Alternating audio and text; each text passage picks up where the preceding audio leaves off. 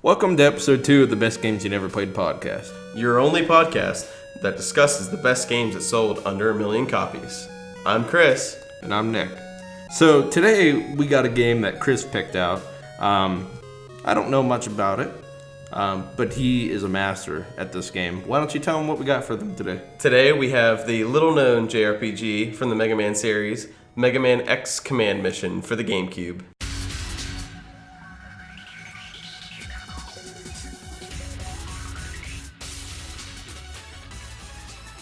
Now, I fancy myself some Mega Man from time to time, but you like more than I do. Oh, yeah. I like just a few games from the original, like Mega Man X, Mega Man Legends. What are some of your favorites? My favorites from the classic series are Mega Man 2 for the NES. Mega Man X4 is my favorite from the X series. And I'm a big fan of some of the sub-series like Zero and Battle Network. I've beaten every single X game, every single main series game, and a ton of the spinoffs. So I'm very well versed in the series. Well, looking forward to discussing this game. But first, I want to get into the history of the character a little bit. Since you're, the Mega Man master in this situation, why don't you start us off? Sure.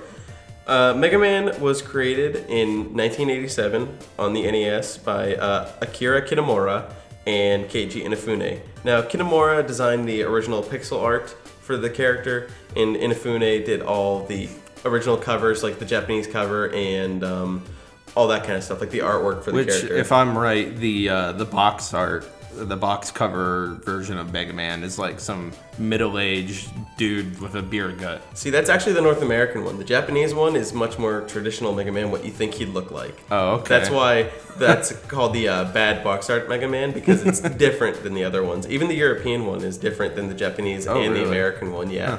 It looks a lot better. Trust me, we got the short end of the stick when it came to the original box art. And then the reason why they made Mega Man, Capcom did, is because they wanted to move away from developing games just for the arcade and move on to making games for the developing home console scene, which they didn't really do. They made games for arcade first and then home console ports, but this was one of the first games that they made that was specifically just for home console, no arcade release. And then it was one of the first games that was popular that had a level select in it, which was a big deal at the time. Yeah, I do remember back in those days, a level select was really rare. You had to put in a password to get to a certain level that you wanted. But Mega Man, yeah, that's pretty innovative. In my notes here that I took, Mega Man has been featured in a lot of games. Oh, yeah. But those main games spawned spin-offs. And then those spin-offs created more spin-offs. And all these spin-offs have more sequels. And the crazy thing about it is that if you are pretty deep into the fandom like I am, you realize that they're actually all connected with each other in the timeline. Like, they're all connected. It's not like Zelda where they're just their own thing. All the series and sub-series are connected to each other, which is insane with how many games there are. Like, there's Mega Man, Mega Man X, Mega Man Zero, which spawned from Mega Man X, Mega Man Legends, Mega Man Battle Network, and that even had like its own anime. I wouldn't say I'm super hardcore, but at least with Mega Man, I'm a casual. Okay. How would someone know, like, what is happening in these games? Well, that's the thing. If they just stepped in, like Mega Man X4. Yeah, that's the thing about Mega Man that's great, is that the story's there for the people that are super into it and that want it, and there's like extra stuff like OVAs and other stuff that's really not necessarily gaming related. But if you just hop into any game, besides the Battle Network series, I'd say, and arguably maybe the Zero series is a little bit more story focused as well. But other than that, you can hop in almost anywhere with the Mega Man series, and you'll be pretty much the same as everyone else. Like, they didn't even tell you the story for Mega Man 1 until Mega Man 4. So that's how the stories in the games aren't really related to the games themselves, almost. And I also noticed in all the different Mega Man series, the character looks different. Oh yeah, that's true. Now they're all separate, like versions of Mega Man, correct? Yes, X is different than Mega Man, but still created by Dr. Light. And then Zero from the Zero series is the same Zero, but just after 100 years and like kind of modifications kind of thing you can do with robots. That's the thing, is that they can do that and make them the same characters. A lot of them, because of their fact that they're robots, they live forever and they can just be modified. And then the Battle Network series is a spin-off where instead of like taking off in robotics, which is what the classic series was, there was like a boom in networking. So that's just the idea behind that. So you're like in the computers kind of thing. And that's what I really love about the series and how they all connect, is that they give like reasons on why they're connected, and it makes sense. And it's not like the biggest deal for a lot of people, but as someone that's into it as I am, then I really like to follow all the lore for sure. Oh, okay. Right, let's get back to the actual games right now. So Mega Man 1 through 6 were all released on the NES.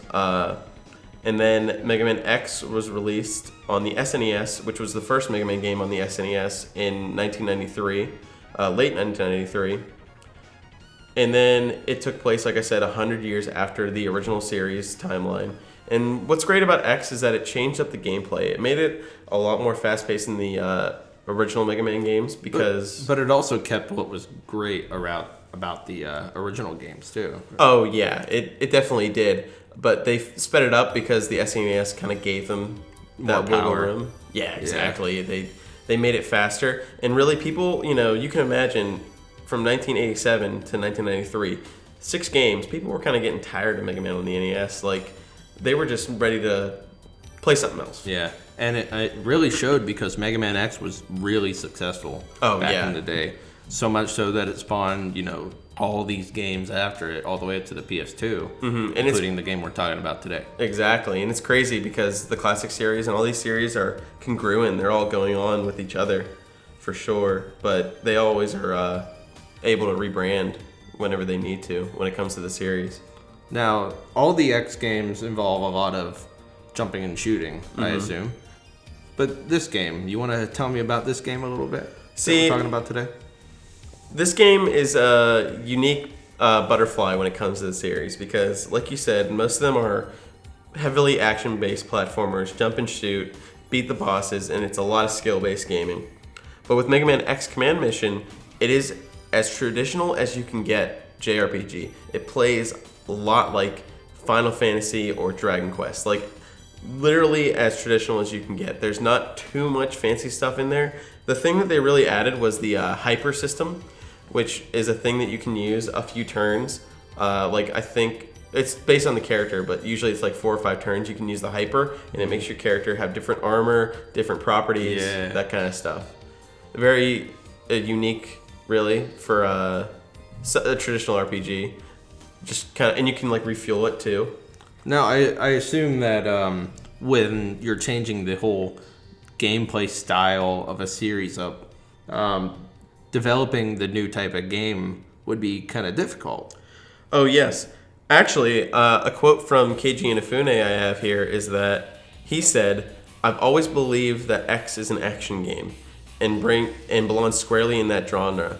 So when I was told to make a Mega Man X RPG, I just said no." And, at the time, Keiji Inafune was like the big dog with the Mega Man series, so he totally left this title up to the other people on his team. Oh, okay. So that's why I might pronounce this wrong. I apologize. Tatsuya Kitabayashi. That's about as good as I could do it, too. So he led a very small team to making this game. Mm-hmm. Yeah, and they actually ended up bringing some people from the somewhat little known, somewhat kind of decently selling, mostly a Japanese series, the Breath of Fire series. Yeah, I haven't heard of that one. Yeah, it's a lot like Final Fantasy and Dragon Quest as well. It's a little less traditional than that. But yeah, they brought some people on that made those games onto this team to like consult and help out and be like, what can we do to make this an RPG? And Katayoshi, I'll try my hand at pronouncing it, actually said that the reason why they wanted to make an RPG for the series is that the game story, like I said, the lore of Mega Man X and just Mega Man in general, is really good. And they wanted to make a game kind of surrounding that, and that's what JRPGs are known for, is that the world building and the story and that kind of stuff. Yeah, and we'll get to the story here in a little bit. Oh, yeah. So they had to completely change up the game to make it a turn-based game. Mm-hmm. But they added a new mechanic, which we'll get into the nitty-gritty about later, but it shows the actual turns. Yes, and that's one of my favorite things about this game. Yeah.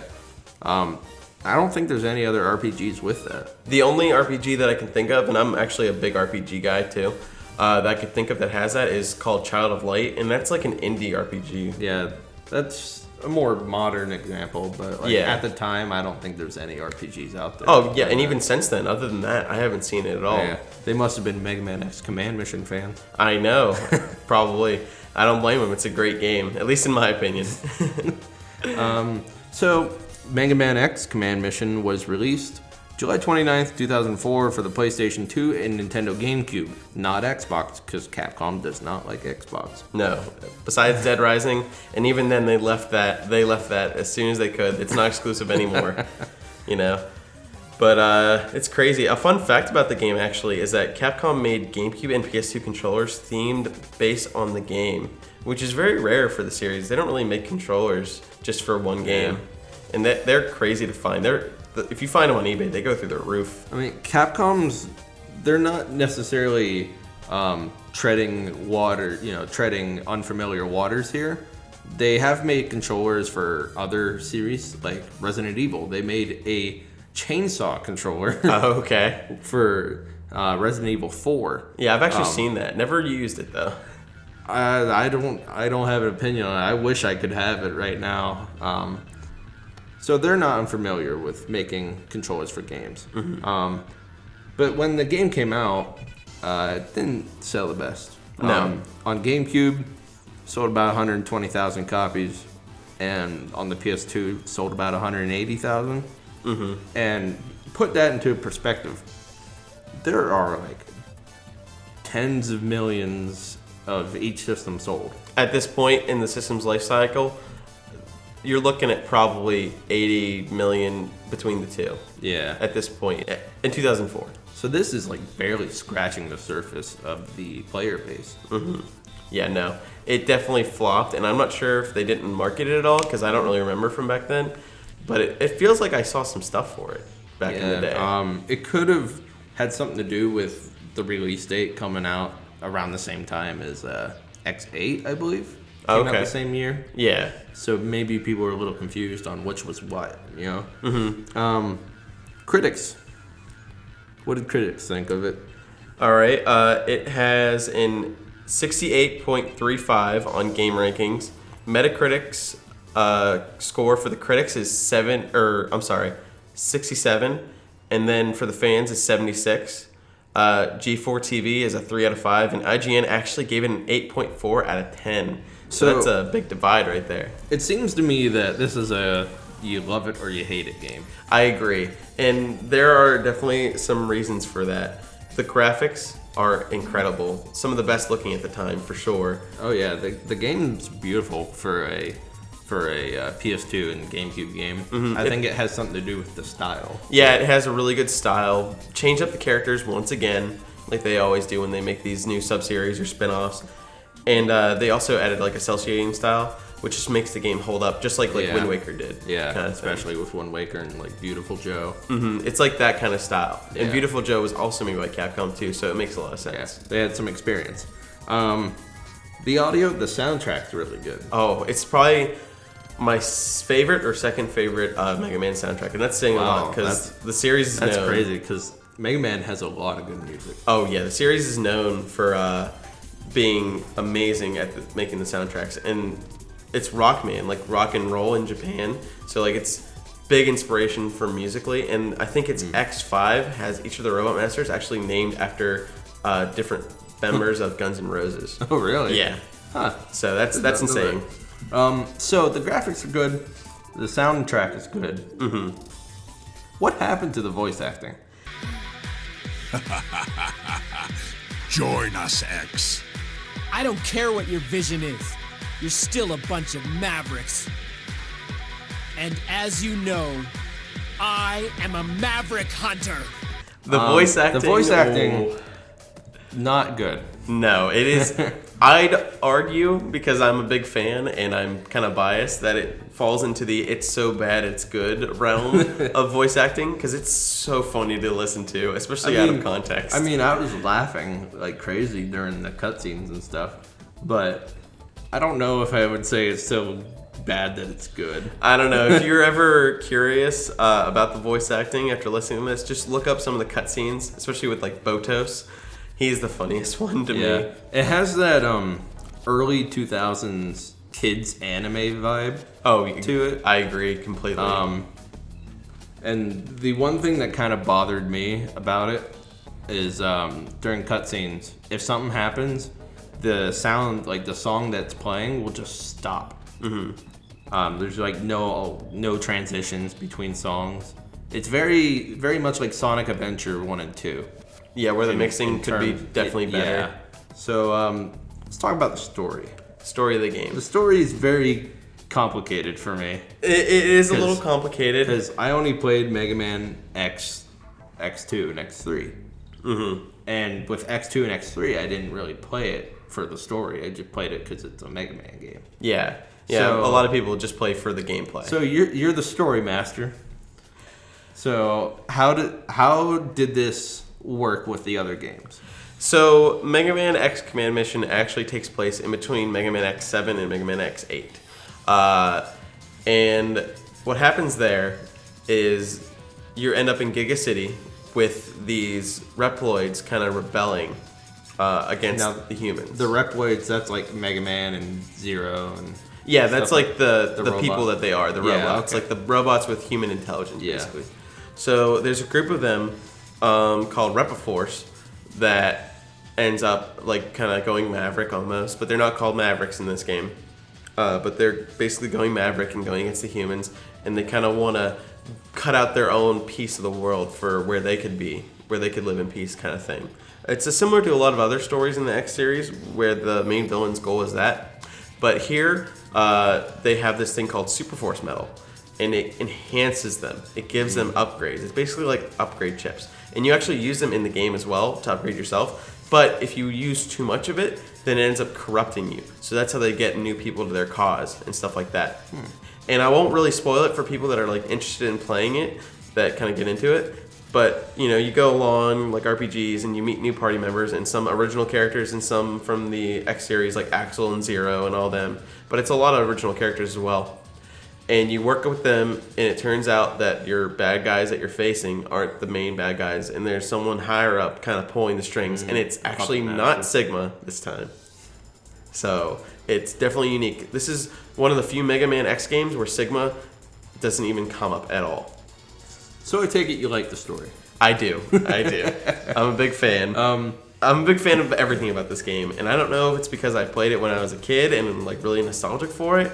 But this and Paper Mario: The Thousand Year Door were probably the two RPGs that I played growing up that really got me into RPGs as a whole. I love Paper Mario: 1,000 Year Door too, and I'll talk about that here in a second. But the story to me, it's a little cheesy. I can see why. But I think they made that on purpose. You know, it's a kids game, essentially. I think it was E10. Maybe. Yeah, so they didn't want to have, you know, a Kingdom Hearts story, you know, where you join in the third game and you're just, See, the story's not that complicated. It's a little complicated, but it's not that complicated. Yeah, they made it a little easier to understand. You know, but even though it was cheesy, I still enjoyed it. But going back to the 1,000 Year Door real quick, I want to mention something. The combat in that game, that was the first RPG I ever played, and I thought all turn-based RPGs had that type of combat. Yeah, where you hit a button and if you time it right, you get bonuses. Yeah, you have like these little button commands. You get bonuses if you hit them right, and you like defend yourself if you hit it right at the same time too.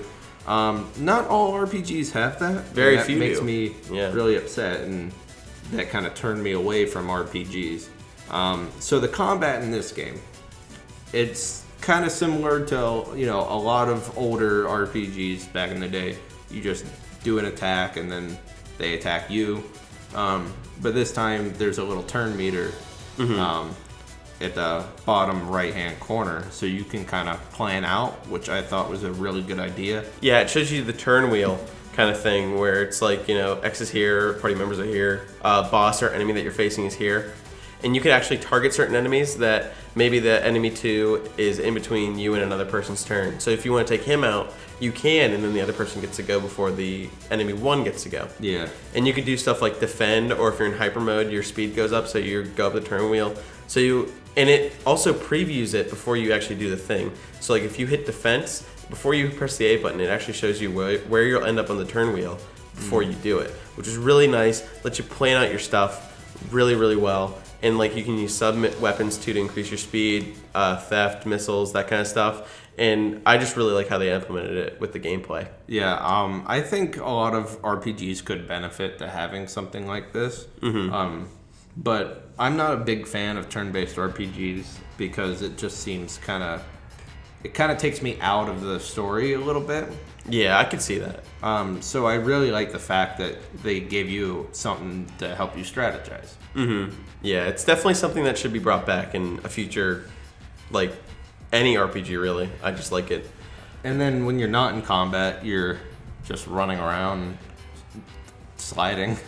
Yeah, you have a dash thing that you can do to Yeah. get around faster, and it's a lot like almost an open world game kind of thing. Yeah, when I first started up the game, I thought it was going to be kind of like Megaman Legends, which was it was a linear open world game, which did not have turn-based combat. You just walk around, you shoot at things, you collect money. It's pretty simple. Yeah. And I thought it was that because when I started moving, it had the same sound effects for the footsteps as those old games. Yeah, it's same pretty... sound effect as the dash, and it tricked me. Yeah, that's very interesting because I'm not super familiar with the Legend series. It's one of the ones that I want to get into. But you showed me that, and I was like, wow, they did use the exact same sound effect. I could see why you're confused. But yeah, I mean, I like the combat a lot, and the open world I think is just fine for an RPG. It's nothing too innovative as far as like outside of combat movement, but it's pretty alright, you know? Nothing wrong with it, nothing great about it. And I did like that they didn't overcomplicate things with the combat. They kept it, they kept it nice for new players, and they kept it good for older players too that knew what they were doing. And there are some optional bosses that you can do that are super duper hard if you want to. So for people that are pretty well versed in JRPGs in general, in traditional RPGs, they have that extra layer of challenge that they can go after and get some pretty sweet rewards for it too. New hyper mode for X and Zero, they look really cool. They do a ton of damage. Some really cool stuff. But with that being said, I guess we can go into our final segment, just our opinions on the game as a whole. So Nick, why don't you tell me yours? So this game, like, I'm not a big fan of these type of games, but there were some things that I did like, and of course things I didn't like.